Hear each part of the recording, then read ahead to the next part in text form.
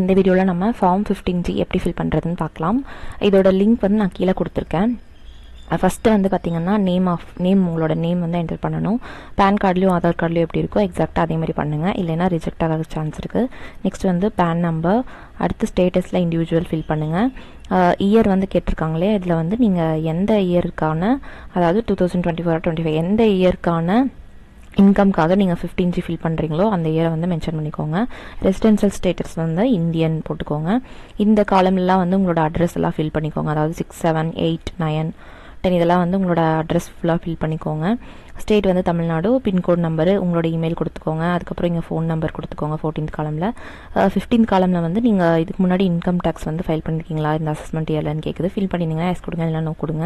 அடுத்தது வந்து பார்த்திங்கன்னா, இப்போ நீங்கள் ஃபார்ம் 15G ஃபில் பண்ணுறீங்க இல்லையா, அதுக்கு வந்து எவ்வளோ இன்கம்காக நீங்கள் வந்து இந்த ஃபார்ம் ஃபில் பண்ணுறீங்களோ அந்த இன்கம் போட்டுக்கோங்க.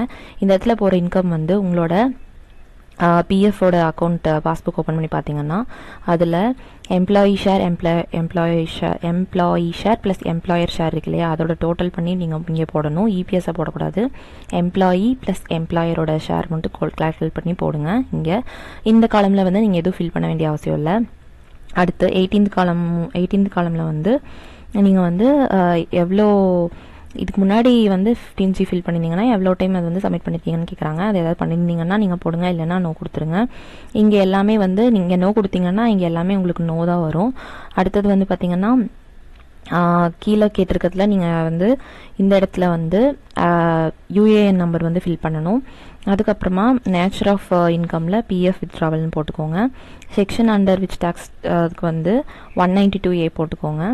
அடுத்து அமௌண்ட் இன்கம் வந்து இங்கே உங்களுக்கு போட்டிங்க இல்லையா, அந்த அமௌண்ட்டை வந்து இங்கே ஃபில் பண்ணிக்கோங்க. அமௌண்ட் ஆஃப் இன்கம் என்கிற இடத்துல இங்கே வந்து உங்களோட சைன் போட்டுக்கோங்க. நெக்ஸ்ட் வந்து பார்த்திங்கன்னா, இந்த டிக்ளரேஷனில் வந்து இந்த இடத்துல ஐவி இடத்துல உங்களோட நேமு, அதாவது பேன் ஆதார் கார்டில் இருக்க மாதிரியே நேமு, அப்புறம் ப்ரீவியஸ் இயர் வந்து எண்டிங் ஆன். இப்போ நீங்கள் இப்போ ஃபில் பண்ணுறீங்க அப்படின்னா ப்ரீவியஸ் இயர் வந்து இன்கம் டேக்ஸ் இயர் வந்து எப்போ எண்ட் ஆகுது அப்படின்னு பார்த்தீங்கன்னா March 31st, 2025 அது இங்கே போட்டுக்கோங்க.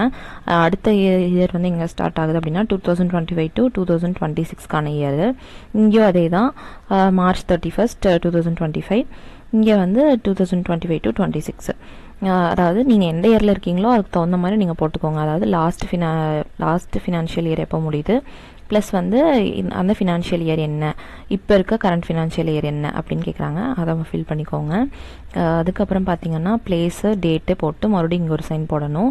அடுத்தது வந்து பார்ட் 2 வந்து நம்ம எந்த இதுவும் ஃபில் பண்ண வேண்டிய அவசியம் இல்லை. இது மட்டும் கரெக்டாக ஃபில் பண்ணிங்கன்னா உங்களுக்கு வந்து ஈஸியாக ஒரு 5 to 6 days கிளைம் ஆயிரும்.